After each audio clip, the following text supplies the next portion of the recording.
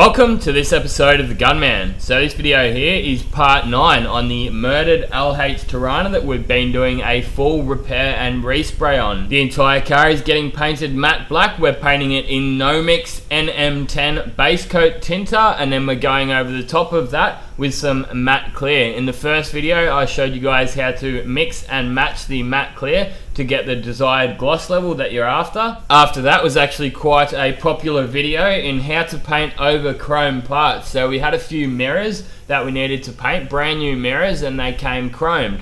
Now it takes a bit of a process to go and paint over chrome. There's a few steps that you must follow. That video's already got over 20,000 views on it.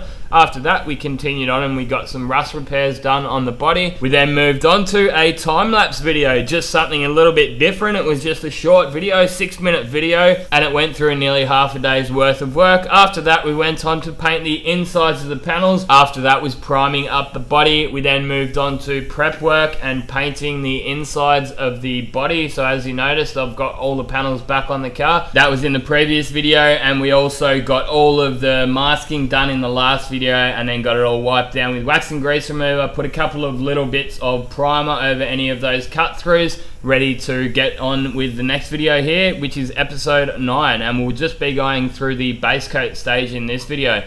You may have noticed the gun that I'm using is the DeVilbiss FLG5, or as we call it here in Australia, SGK 600 BV. And it's got the 1.4mm fluid tip on it. Totally awesome gun. I recommend this gun to lots of people, and I'm yet to hear back from somebody buying this gun on my recommendation who regrets it. So everyone is extremely happy with the purchase in getting this gun. It's only around 200 Australian dollars, so in America it's probably only around 160. UK you're probably looking at, I think I've seen it on a website for like £80 or something.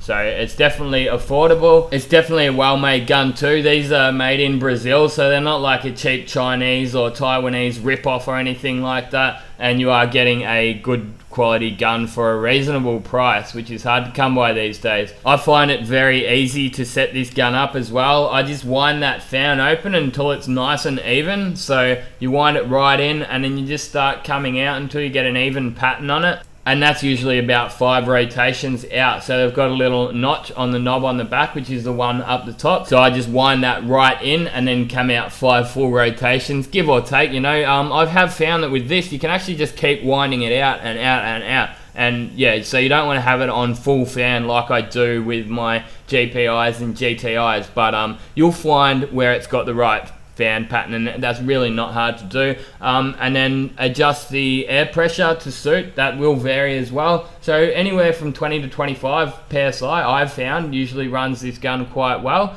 And then fluid right out, because this gun sort of seems to have a bit of a shallow trigger pull on it compared to the GTIs and GPIs, but it really isn't an issue. At the start it does feel like it may be an issue, but later on when you get the hang of it, you realise that it actually puts out quite a nice amount of material. You can see here that it's laying that base coat on just about perfectly. I mean, if I'm going to get this kind of finish out of any gun, I'm happy. I don't care how much I've paid for it, and I don't really care what name's on the side of it. I care how it puts the paint on at the end of the day, and I have found that those cheaper guns, they just don't put it on very well, and also they just don't seem to last. So I was going through my YouTube channel comments this morning, and I had a good question from a guy in Germany. He said that he's interested in getting into spray painting more just as a hobby as anything. He's used a bit of plasti dip before, but what would be the best way to get into spray painting? Would it be just to buy an old car and give it a paint job, or how should he get into this as just a hobby? Now my recommendations would be, it's going to get pretty expensive, obviously, by the time you buy compressors, air filters, spray guns, all the equipment, the sanders,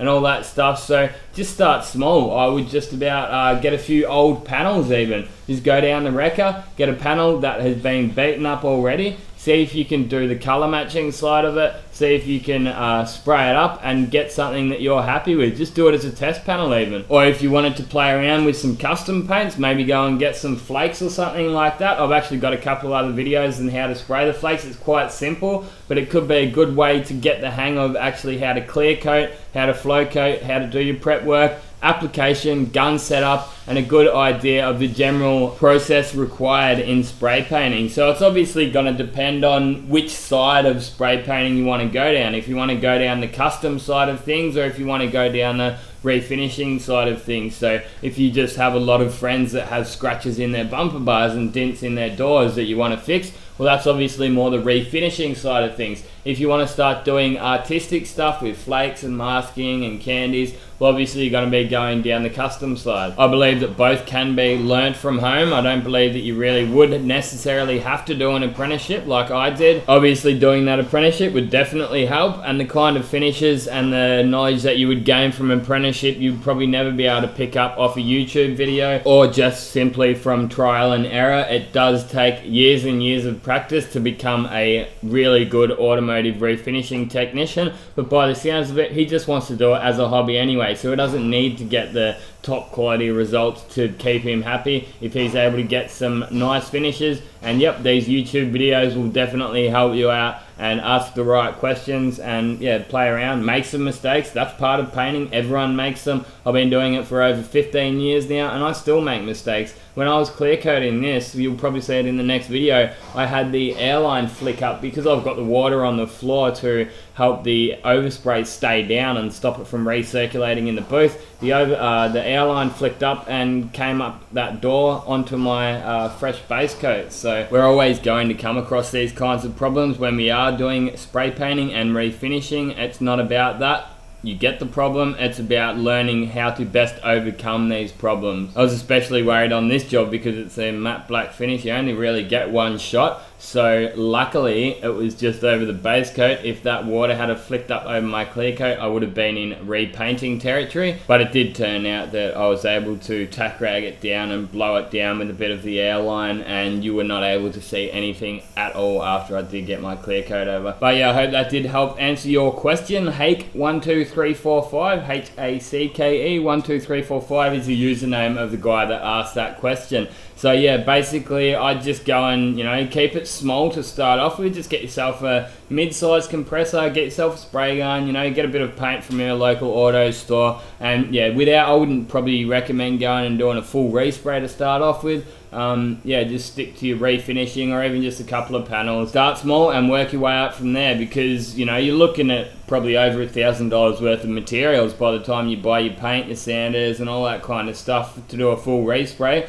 And if it turns out that it's an you know, not a very good job that you finish up with, well then there's a lot more at stake. Whereas if you just get enough just to do a couple of panels and you stuff that up, you know, really badly, well then there's less at stake, so you got less to lose. That's just my opinion. Some other people's opinion may vary to that. Another thing I would be mindful of is doing a full respray. If you're just doing it at home as a hobbyist, you got to think about the environment, you got to think about your neighbors. I heard a good quote just recently: we don't inherit the world off our parents, we borrow it off our children. So what kind of world do you want to leave for your children? Do you want to be spraying 2-pack waste paint all over the place, or do you want to keep it contained in a spray booth where the paint can be disposed of correctly? Don't worry, it's not like I'm some environmental activist or anything. I just believe that we only get one chance with this planet, so we've got to do our best to look after it. And if we all have the attitude that, oh well, he's doing it too, well then yeah, where's that going to leave us? Hope you guys have enjoyed this video set so far. It's been a bit of fun for me to make, but yeah, some of the times I do have to force myself to make these videos.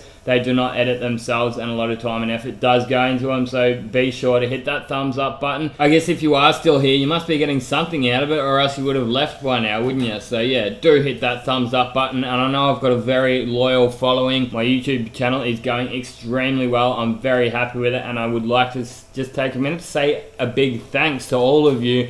You're the subscribers, you know who you are, you're the ones that watch a long time of my videos. I can look at my statistics and all that through YouTube analytics, all the comments, all the shares, all the thumbs ups, all that stuff. Yeah, thanks a lot for that, and I know you guys think that I'm doing you guys a favor, but it does go both ways. I believe that YouTube is totally awesome because everybody wins out of it. YouTube get paid to have ads on the videos. The viewer gets free content with a couple of ads that most of the time you can skip them after 5 seconds. I get paid a couple of dollars for having some ads on the start of my video, and the advertiser gets to get their product out there for a reasonable price. If they were to advertise on TV, they would pay absolutely stupid prices for advertising, whereas YouTube offers a good medium for everyone. That's my opinion anyway, and I'm guessing if you're still watching, well, you'd probably agree too. Some of my videos are better than others, I know that. I'm not trying to deny that. This may not be my best video, but there's lots of people that obviously just enjoy watching me paint and talk a bit of shit in the background. If you pick up a couple of technical things that help you out next time, well, then it's not a waste of time watching. And there's many worse things that you could be watching. At least you're not watching the Kardashians or any garbage like that. So obviously you've noticed that I did put all the panels back on, but I didn't put the bonnet and boot lid on. I decided that I was going to be able to get the same finish on the bonnet and boot lid without having them on,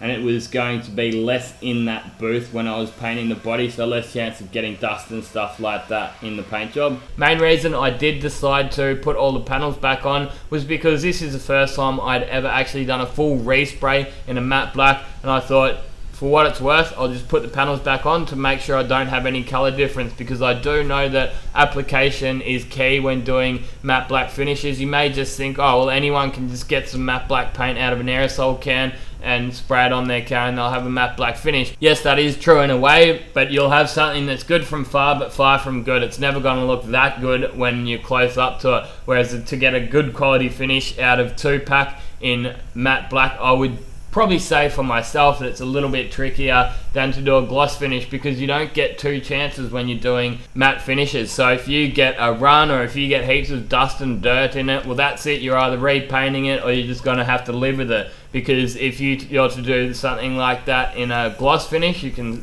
try and sand those runs out, or at least try and polish those bits of dust out, and you'll have another chance at it. That's just about wrap this video up. We just put the last bit of base coat on this quarter panel, and then we'll give you guys a look at it when it was finished off. I'm going to actually have to get onto this guy and see if I can get a few pics or updated photos or videos of where it's actually up to now, because it's actually been a few months since I did do this car, and I'm sure he's probably even got it on the road by now. He would definitely have his door handles in, mirrors on, and windows back in and all that. I'm sure he's got, yeah, I'm pretty sure he's got his engine in there. He was even talking about putting a turbo on his V8, so that would be pretty off its tits if he did decide to do that, and yeah, we'll definitely have to get some pics of it. Now you've seen this video, get out there and paint some shit, or as we say here in Thailand, lang jak si kun sirk sin gan du video lao pai la pai si gan. สวัสดีครับ goodbye and see you next video.